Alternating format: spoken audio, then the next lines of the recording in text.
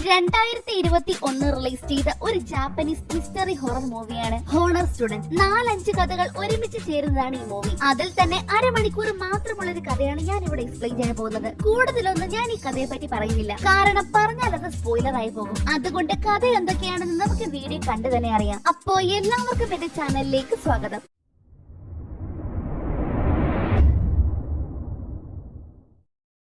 മൂവിയുടെ തുടക്കത്തിൽ കാണിക്കുന്നത് ഇച്ചിക്കാവ എന്നൊരു ഹൈസ്കൂളാണ്. ഇതേ സ്കൂളിലായിട്ട് ഒരു വക പഠിക്കാത്ത പിള്ളേർ പഠിക്കുന്ന ഒരു പ്രത്യേക ക്ലാസ് ഉണ്ട്. അവിടെയാണ് നമ്മുടെ ഈ മൂവിയിലെ നായികയും പഠിക്കുന്നത്. അസുക എന്നാണ് പുള്ളിക്കാരുടെ പേര്. പക്ഷേ പ്രശ്നം എന്താണെന്ന് വെച്ചാൽ ആൾ ഒരു വകയ്ക്ക് പഠിക്കത്തില്ല. വളരെ സാധാരണയായിട്ട് ചോദിക്കുന്ന ക്വസ്റ്റ്യൻസ് ഒക്കെ ഇല്ലേ, നമ്മുടെ ഇന്ത്യൻ പ്രധാനമന്ത്രി ആരാണ്, അമേരിക്കൻ പ്രസിഡന്റ് ആരാണ്, അങ്ങനെയുള്ള വളരെ കോമൺ ആയിട്ടുള്ള ക്വസ്റ്റ്യൻസിന് പോലും ആൾക്ക് ഉത്തരം അറിയത്തില്ല. അത്രയ്ക്ക് മുഴപ്പി. മിക്കവാറും ആൻസർ ഷീറ്റ് കിട്ടുമ്പോഴെല്ലാം മുട്ടയിടലാണ് ആളുടെ പതിവ്. ഇത്തവണയും ആൾ ആ പതിവ് തെറ്റിച്ചിട്ടേയില്ല. അത് കാരണം സാറിന്റെ കയ്യിൽ നിന്ന് നല്ലത് കിട്ടുന്നുണ്ട്. പക്ഷെ ആൾക്കതൊന്നും ഒരു പ്രശ്നമേ അല്ല കേട്ടോ.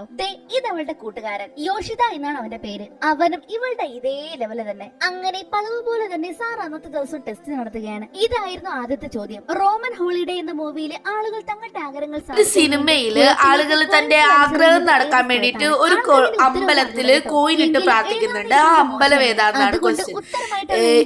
പുള്ളിക്കാരത്തേക്ക് അതിന്റെ ഉത്തരം ഒന്നും അറിയില്ല. എന്നാലും കൈ കിട്ടിയ ഒരു ഉത്തരം എഴുതിയ ഉത്തരം ഗാച്ചിമോ എന്നാണ്. അപ്പൊ തന്നെ നമുക്ക് ഒരു കാട് സിറ്റിയുടെ ഒരു ഭാഗത്തായിട്ട് വളരുന്നത് കാണാം. അങ്ങനെ അത് മാത്രം എഴുതിയിട്ട് പുള്ളിക്കാരത്തിൽ നല്ല സുഖമായിട്ട് കിടന്ന് ഉറങ്ങാണ്. വേറെ ഒന്നിനും ഉത്തരം കൊടുക്കാൻ നിന്നില്ല. അത് കഴിഞ്ഞിട്ട് വൈകിട്ട് രണ്ടുപേരും കൂടെ വീട്ടിൽ പോകുന്ന വഴിക്കാണ് ഈ കാട് കാണുന്നത്. ഇത്ര നാൾ ഇവിടെ ഇല്ലായിരുന്നല്ലോ, ഇത് പുതിയതായിട്ട് എപ്പോ വന്നു എന്ന് പറഞ്ഞിട്ട് രണ്ടുപേരും ഒരു പണിയില്ലാത്തോണ്ട് അതിന്റെ ഉള്ളിൽ കയറി പോയി. അതിന്റെ ഉള്ളിൽ കയറിയപ്പോഴാണെങ്കിൽ ഒരു പലകമേല് എന്തോ എഴുതി വെച്ചിരിക്കുന്നത്. അത് വായിക്കാനൊന്നും അവർക്കറിയാത്തോണ്ട് അത് ആലോചിച്ച ഒരു ബെനക്കെടാതെ നേരെ മേളിൽ കയറി ചെല്ലുമ്പോഴാണ് അവർക്ക് മനസ്സിലായത് അതൊരു അമ്പലമായിരുന്നു. അപ്പൊ തന്നെ രണ്ടുപേരും ഒരു കോയിനൊക്കെ എടുത്തിട്ട് എക്സാമിന് നല്ല ഫുൾ മാർക്ക് കിട്ടണമെന്ന് ദൈവത്തിനോട് പ്രാർത്ഥിക്കാനൊക്കെ തുടങ്ങി. അപ്പോ അത് കഴിഞ്ഞിട്ട് പിറ്റേ ദിവസമാണ് കാണിക്കുന്നത്. അവരുടെ എക്സാമിന്റെ റിസൾട്ട് വന്നു. അവർക്ക് 100-ൽ 5 മാർക്കാണ് കിട്ടിയേക്കുന്നത്. 100-ൽ 5 മാർക്സ് ആണ് കിട്ടിയേക്കുന്നത്. പിന്നെ അന്ന് തന്നെ വേറെ എക്സാം നടന്നു. ആ എക്സാമിന്റെ ചോദ്യം എന്ന് പറഞ്ഞാല് ജപ്പാനീസ് പ്രസിഡന്റ് ആരാന്നാണ്. അപ്പൊ നല്ല പുകഞ്ഞാലേക്കുന്നുണ്ട്. പക്ഷെ എന്ത് കാര്യം, പക്ഷെ ഉത്തരം എഴുതാത്ത മോശല്ലേ. അപ്പൊ സ്വന്തം ഫ്രണ്ടായ യോഷിത്തോടെ തന്നെ പേര് എഴുതി വെച്ചിട്ടുണ്ട്.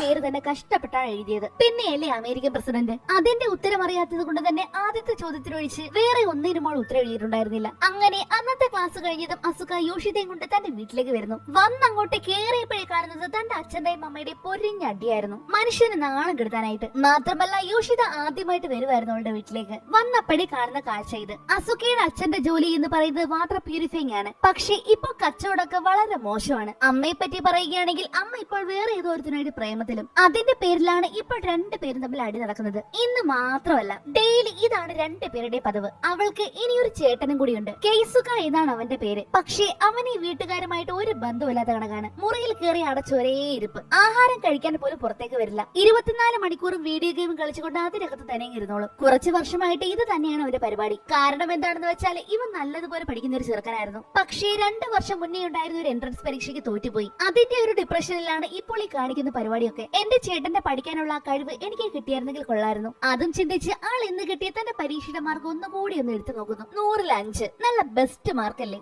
മാർക്ക് കണ്ടതും ആൾക്ക് ചെറിയൊരു സങ്കടം. അത് കാരണം ഇന്നലെ ഗാച്ചിമോ എന്ന് ഉത്തരം എഴുതിയ ആ പേപ്പർ അവളങ്ങ് വലിച്ചു കയറി കളയുന്നു. അസുഖയുടെ ആ സങ്കടം കണ്ടതും നമ്മുടെ യോഷിതയ്ക്കും ചെറിയൊരു സങ്കടം വരുന്നു. അത് കാരണം അവളെ ഒന്ന് ഹാപ്പിയാക്കാൻ വേണ്ടി ഞാൻ കഴിക്കാൻ എന്തെങ്കിലും മേടിച്ചു കൊണ്ട് തരാമെന്ന് പറഞ്ഞ് അവൻ പുറത്തേക്ക് പോകുന്നു. തിന്നാൻ എന്തെങ്കിലും കിട്ടുമെന്നറിഞ്ഞതും അവളും ഹാപ്പി. അതേസമയം അസുഖയുടെ ടീച്ചർ ഇന്ന് നടത്തിയ പരീക്ഷയുടെ പേപ്പർ നോക്കുകയായിരുന്നു. അടുത്തതായിട്ട് അസുഖയുടെ പേപ്പർ നോക്കാനായിട്ട് എടുത്തതും പെട്ടെന്നാണ് അയാളുടെ കണ്ണിലേക്ക് എന്തോ ഒരു പ്രകാശം വന്ന് അടിക്കാൻ തുടങ്ങിയത്. അതോടെ അവൾ എഴുതിയിരുന്ന എല്ലാ ഉത്തരങ്ങൾക്കും അയാൾ ഫുൾ മാർക്ക് കൊടുക്കാൻ തുടങ്ങി. ഉത്തരം അറിയാതെ എഴുതാതെ വിട്ടതും പിന്നെ ജപ്പാൻ പ്രസിഡന്റിന്റെ പേര് യോഷിത എന്ന് എഴുതി വെച്ചത് ഉൾപ്പെടെ എല്ലാത്തിനും അയാൾ ഫുൾ മാർക്ക് കൊടുക്കുന്നു. ഇതേ സമയം തന്നെ ഇവർ രണ്ടുപേരും കൂടി നേരത്തെ പോയി പ്രാർത്ഥിച്ചൊരു അമ്പലമില്ലേ, അവിടെ നിന്നും എന്തോ ഒരു വലിയ പ്രകാശം വരാൻ തുടങ്ങി. ആ പ്രകാശം വലുതായി വലുതായി വന്ന് ഈ ലോകത്തെ മുഴുവൻ മാറ്റിമറിക്കുന്നു. അതേസമയം ഇവിടെ കഴിക്കാൻ മേടിച്ചുകൊണ്ട് വരാന്ന് പറഞ്ഞു പോയി യോഷിതയെ കാണുന്നില്ല. വിളിച്ചു നോക്കിയിട്ടും കിട്ടുന്നില്ല. അന്നേരമാണ് അവളുടെ ഫോണിലേക്ക് ഒരു TV ന്യൂസിന്റെ ലിങ്ക് വരുന്നത്. എന്താണെന്ന് വെച്ചാൽ ഇപ്പോഴത്തെ ജാപ്പനീസ് പ്രധാനമന്ത്രി മാറിയിരിക്കുന്നു. പകരം ആ സ്ഥാനത്തേക്ക് ഇപ്പോൾ വന്നതാവട്ടെ നമ്മുടെ യോഷിത.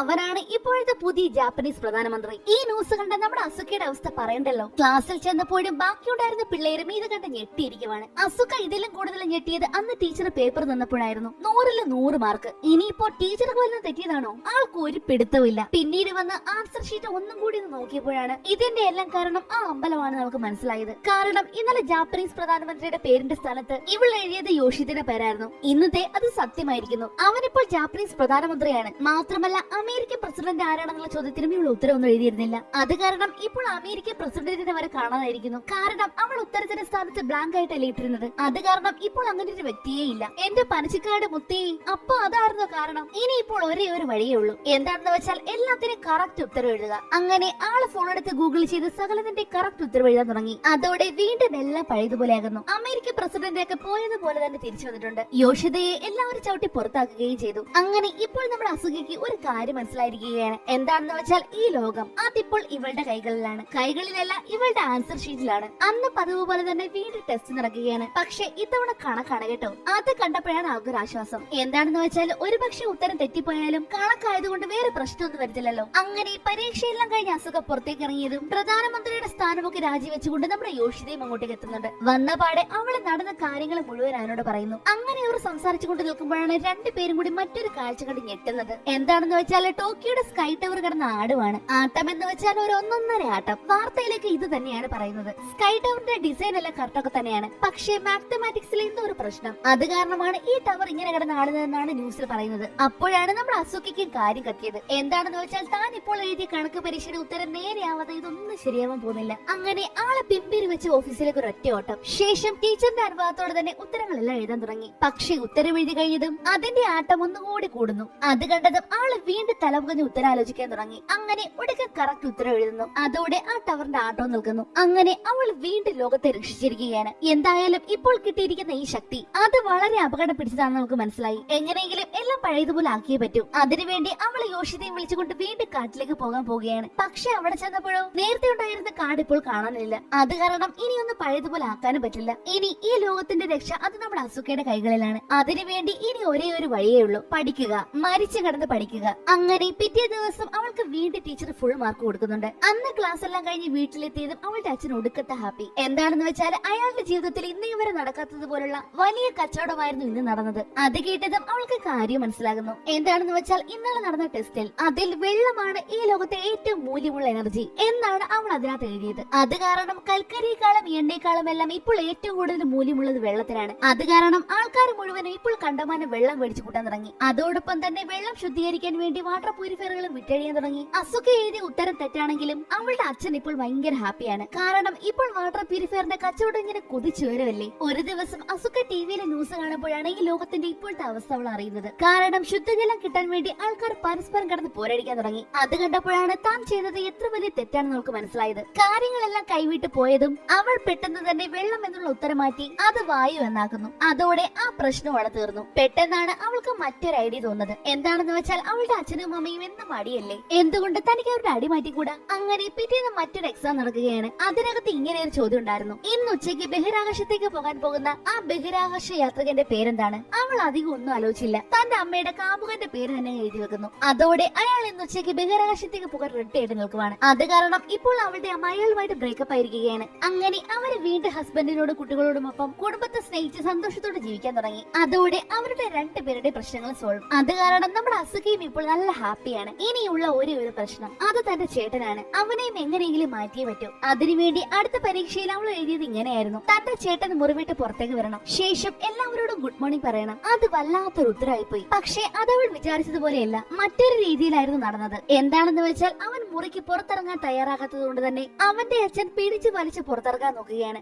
അതാണെങ്കിൽ അവിടെ വലിയൊരു വഴക്കിന് കാരണമാവുന്നു. അവസാനം വഴക്കിട്ട് ഒടുക്കം അവരുടെ അച്ഛനും അമ്മയും തമ്മിലാവും നാടി. അസുഖയാണ് ഒരു വിധത്തിൽ രണ്ടുപേരെ പറഞ്ഞ് സമാധാനിപ്പിക്കുന്നത്. എന്തായാലും അവളുടെ ഈ ചേട്ടന്റെ സ്വഭാവം മാറ്റിയെടുത്തല്ലേ പറ്റൂ. അതിനുവേണ്ടി അവൾ പിറ്റേന്ന് മുതൽ തന്റെ ചേട്ടന്റെ മുറിയുടെ മുന്നിൽ നിന്ന് പഠിക്കാൻ തുടങ്ങി. ആള് പഴയൊരു ജീനിയസ് അല്ലേ. അത് കാരണം അസുഖ വിളിച്ചു പറയുന്നത് മുഴുവൻ പൊട്ടത്തരമാണെന്ന് അവന് നല്ലതുപോലെ മനസ്സിലാവുന്നുണ്ടായിരുന്നു. പക്ഷെ എന്നിട്ടും അവൾക്ക് പറഞ്ഞു കൊടുക്കാൻ അവളെ തീർത്താൻ അവൻ തയ്യാറായില്ല. ദിവസവും ഇത് തന്നെ പരിപാടി. പക്ഷെ ഒരു ദിവസം അസുക ഒരു കണക്കിന്റെ പ്രോബ്ലം ആയിരുന്നു അവിടെ പഠിച്ചുകൊണ്ടിരുന്നത്. എന്നാൽ പഠിക്കാൻ കുറച്ച് പാടായതുകൊണ്ട് തന്നെ അവൾ അത് പഠിക്കാതെ വിടുകയായിരുന്നു. അത് കേട്ടതും അന്ന് ആദ്യമായിട്ട് അവൻ അവൾക്ക് ഉത്തരം പറഞ്ഞു കൊടുക്കുന്നു. ശേഷം അങ്ങോട്ടുള്ള ദിവസങ്ങളിലെല്ലാം അവൻ നന്നായിട്ടുള്ള പഠിപ്പിക്കാൻ തുടങ്ങി. പക്ഷെ എന്നിട്ടും അവൻ പുറത്തേക്ക് ഇറങ്ങാൻ തയ്യാറായില്ല. ആ ഡോറിന്റെ ഇരുവശങ്ങളിൽ നിന്നുമാണ് അവർ സംസാരിക്കുന്നത് തന്നെ. ഇതെല്ലാം അവരുടെ അച്ഛനും അമ്മയും കാണുന്നുണ്ടായിരുന്നു. മകന്റെ ഈ മാറ്റം കണ്ട് അവരും ഒരുപാട് ഹാപ്പി ആകുന്നു. അങ്ങനെ പഠിപ്പിച്ച് ആ മാജിക്കിന്റെ പവർ ഇല്ലാതെ തന്നെ അവൾ ഫുൾ മാർക്ക് മേടിക്കുന്നു. അന്ന് വൈകിട്ട് തനിക്ക് കിട്ടിയ മാർക്ക് കാണിക്കാൻ വേണ്ടി അവൾ അതുകൊണ്ട് ഓടി തന്റെ ചേട്ടന്റെ അടുത്തേക്ക് വരികയാണ്. പക്ഷെ അവരാണെങ്കിൽ ആ ഡോർ ഒന്ന് തുറക്കാൻ കൂടി തയ്യാറായില്ല. അങ്ങനെ പിറ്റേന്ന് രാവിലെ അസുഖയും പേരൻസും കൂടി അവിടെ നിന്ന് ബ്രേക്ക്ഫാസ്റ്റ് കഴിക്കുകയാണ്. അന്നാണ് എല്ലാവരെയും അത്ഭുതപ്പെടുത്തിക്കൊണ്ട് ഒരുപാട് നാളുകൾക്ക് ശേഷം കേസുക പുറത്തേക്ക് വരുന്നത്. ശേഷം അച്ഛനുമായിട്ട് നേരത്തെ വഴക്ക് കൂടിയതിനെല്ലാം അവൻ എല്ലാവരോടും മാപ്പ് ചോദിക്കുന്നു. അങ്ങനെ അന്ന് അസുഖയും യോഷിതയും കൂടി തിരികെ സ്കൂളിലേക്ക് പോവുകയാണ്. തന്റെ ഫോൺ ബെല്ലടിക്കുന്നത് കേട്ട് അവൾ ബാഗിലേക്ക് കൈയിട്ടതും അന്ന് കാച്ചുമോ എന്ന് ഉത്തരം എഴുതിയ ഒരു പേപ്പർ അവൾ വലിച്ചു കയറിയില്ലേ, ആ പേപ്പർ ആയിരുന്നു അവളുടെ കയ്യിൽ കിട്ടിയത്. പേപ്പർ കീറിയിരിക്കുന്നത് കണ്ട് അവളൊന്ന് ചേർത്ത് വെച്ചതും പെട്ടെന്നാണ് അന്നുണ്ടായ കാർഡ് വീണ്ടും അവിടെ ഉണ്ടാകുന്നത്. അങ്ങനെ രണ്ടുപേരും കൂടി വീണ്ടും ആ അമ്പലത്തിലേക്ക് പോകുന്നു. അന്ന് ആദ്യമായിട്ട് വന്നപ്പോൾ ആ ഫലകത്തിൽ എഴുതിയിരുന്നത് ഇവൾക്ക് വായിക്കാൻ പറ്റിയില്ലായിരുന്നല്ലോ, കാരണം അത് ചൈനീസിലായിരുന്നു. ഇപ്പൊ ആളുടെ ചേട്ടൻ കുറച്ച് ചൈനീസ് ഒക്കെ പഠിപ്പിച്ചു കൊടുത്തിട്ടുണ്ട്. അത് കാരണം ഇപ്പോൾ അതിനകത്ത് എഴുതിയിരിക്കുന്നത് ഗാച്ചിമോ എന്നാണെന്ന് അവൾക്ക് മനസ്സിലായി. അന്ന് അവൾ ആൻസർ ഷീറ്റിൽ എഴുതിയ അതേ ഉത്തരം. അതോടെ ഇതിന്റെ എല്ലാത്തിന്റെയും ഉറവിടം ഈ അമ്പലമാണെന്ന് അവർക്ക് മനസ്സിലാകുന്നു. അപ്പോൾ തന്നെ രണ്ടും കൂടി അമ്പലത്തിലേക്ക് ഓടിച്ചെന്ന് ഞങ്ങൾ പ്രാർത്ഥിച്ചതെല്ലാം തിരിച്ചെടുക്കണേ എന്ന് പറഞ്ഞു കിടന്ന് കരയാൻ തുടങ്ങി. പക്ഷേ ഒരു പ്രയോജനം ഉണ്ടായില്ല. ശേഷം രണ്ടും കൂടി തിരികെ ക്ലാസ്സിലേക്ക് വന്നതും വീണ്ടും മോർണിംഗ് ടെസ്റ്റ് തുടങ്ങുകയാണ്. ഇത്തവണത്തെ പരീക്ഷ ജിയോഗ്രഫിയെ കുറിച്ചൊക്കെയായിരുന്നു. എക്സാം എല്ലാം എഴുതി കഴിഞ്ഞപ്പോഴാണ് അവൾക്ക് പഴയ ഒരു കാര്യം ഓർമ്മ വരുന്നത്. എന്താണെന്ന് വെച്ചാൽ അന്ന് ആദ്യമായിട്ട് അവൾ അമ്പലത്തിൽ ചെന്ന് പ്രാർത്ഥിച്ചില്ലേ, പ്രാർത്ഥിക്കുന്നതിന് മുന്നേ അവൾ ഒരു കോയിൻ എറിഞ്ഞായിരുന്നു. അതിനുശേഷമാണ് അവൾ പ്രാർത്ഥിച്ചതും. അതിനർത്ഥം തന്റെ പ്രാർത്ഥനയെല്ലാം തിരിച്ചെടുക്കണമെങ്കിൽ ആദ്യം ആ കോയിൻ തിരിച്ചെടുക്കണം. അത് മനസ്സിലാക്കിയതും അവൾ പെട്ടെന്ന് തന്നെ പരീക്ഷയെല്ലാം എഴുതി കഴിഞ്ഞ് നേരെ അങ്ങോട്ടേക്ക് ഓടുന്നു. അന്ന് അവൾ ഇറങ്ങിയ കോയിൻ ഇപ്പോഴും അതിനകത്ത് തന്നെ കിടപ്പുണ്ടായിരുന്നു. അങ്ങനെ അവളൊരു കമ്പ് വെച്ച് വീണ്ടും ആ കോയിൻ തിരികെ എടുക്കാൻ നോക്കുകയാണ്. അതേസമയം അസുക്കയുടെ വീട്ടിൽ അവളുടെ അച്ഛനും അമ്മയും കൂടിയിരുന്ന് കേസുക്കയുടെ ഭാവി കാര്യങ്ങളെ പറ്റിയൊക്കെ സംസാരിക്കുകയായിരുന്നു. പ്രശ്നങ്ങളെല്ലാം മാറി തന്റെ മകൻ ഇപ്പോൾ വീണ്ടും പഴയതുപോലെ ആയില്ലേ, അതിന്റെ സന്തോഷത്തിലാണ് രണ്ടുപേരും. ഇവിടെ ഇതേ സമയം ടീച്ചർ നേരത്തെ നടന്ന എക്സാമിന്റെ പേപ്പറുകളൊക്കെ നോക്കുകയാണ്. പഴയതുപോലെ തന്നെ നമ്മുടെ അസുഖയ്ക്ക് ഫുൾ മാർക്കുണ്ട്. അതേസമയം ഇവിടെ നമ്മുടെ അസുഖ വീണ്ടും കോയിൻ എടുക്കാനുള്ള പരിശ്രമത്തിലാണ്. അങ്ങനെ പരിശ്രമിച്ച് ഒരു വിധത്തില് ആ കോയിൻ എടുക്കാനായിട്ട് വന്നതും അത് വീണ്ടും കൈതെറ്റി അതിലേക്ക് തന്നെ വന്ന് വീഴുന്നു. പെട്ടെന്നാണ് ആ കോയിനകത്തു നിന്നും ഒരു വലിയ പ്രകാശം ഉണ്ടാകുന്നത്. അത് മൊത്തത്തിലായിട്ട് അവിടെ മുഴുവനും വ്യാപിക്കുന്നു. പിന്നീട് കുറച്ച് സമയങ്ങൾക്ക് ശേഷം ആ അമ്പലം വീണ്ടും കാണിക്കുമ്പോഴും അതിന് മുന്നിൽ അസുഖ ഉണ്ടായിരുന്നില്ല. അവിടെ മാത്രമല്ല അവരുടെ സ്കൂളിലും അസുഖയുടെ ക്ലാസ് മുറിയിലും റെയിൽവേ സ്റ്റേഷനിലും ഇവരുടെ വീട്ടിലും പിന്നെ അവിടുത്തെ സിറ്റിയിലും എന്തിനേറെ ഈ ലോകത്ത് തന്നെ ഒരൊറ്റ കുഞ്ഞു പോലും ഉണ്ടായിരുന്നില്ല. ലോകത്തുള്ള മനുഷ്യരാശി തന്നെ അപ്രത്യക്ഷമായിരിക്കുന്നു. അവസാനമാണ് ഇതിന്റെ കാരണം എന്താണെന്ന് കാണിക്കുന്നത്. എന്താണെന്ന് വെച്ചാൽ അസുഖ നേരത്തെ ഒരു എക്സാം എഴുതുകയല്ലായിരുന്നോ, ആ എക്സാം പേപ്പറിന്റെ പിറകിലായിട്ട് മറ്റൊരു ചോദ്യം കൂടി ഉണ്ടായിരുന്നു. എന്താണെന്ന് വെച്ചാൽ ഈ ലോകത്തിന്റെ ജനസംഖ്യ എന്താണെന്ന്. പക്ഷേ മറുഭാഗത്തുള്ള ക്വസ്റ്റ്യൻ അസുഖ കണ്ടിരുന്നില്ല. അത് കാരണം അവിടെ ബ്ലാങ്ക് ആയിട്ടാണ് കിടക്കുന്നത്. ആ കോയിൻ വന്ന് ബോക്സിലേക്ക് വീണതും അസുഖയുടെ ആഗ്രഹങ്ങളെല്ലാം പിന്നെയും സാധിക്കുകയായിരുന്നു. അങ്ങനെയാകുമ്പോൾ ടീച്ചർ എല്ലാത്തിനും ശരി ഉത്തരമായിട്ടല്ലേ മാർക്ക് ചെയ്യുന്നത്. ജനസംഖ്യ എത്രയാണെന്നുള്ള ചോദ്യത്തിന് ഉത്തരത്തിന്റെ അടുത്ത് ഒന്നും എഴുതാതെ ബ്ലാങ്ക് ആയിട്ടാണ് ഇട്ടിരുന്നത്. ഉത്തരം ബ്ലാങ്ക് ആയതുകൊണ്ട് തന്നെ ഈ ലോകവും അതുപോലെ തന്നെ ബ്ലാങ്ക് ആയി പോകുന്നു. അങ്ങനെ അസുഖയുടെ പരീക്ഷ കാരണം ഈ ലോകത്തുള്ള എല്ലാ മനുഷ്യരും ഇല്ലാതായിരിക്കുകയാണ്. അതോടെ ഈ മൂവിയും ഇവിടെ അവസാനിക്കുന്നു. നിങ്ങൾക്ക് ഈ മൂവി ഇഷ്ടമായെങ്കിൽ ഒന്ന് ലൈക്ക് ചെയ്തേക്കണേ. മറ്റൊരു അടിപൊളി വീഡിയോയുമായി വീണ്ടും കാണുവരെ നന്ദി.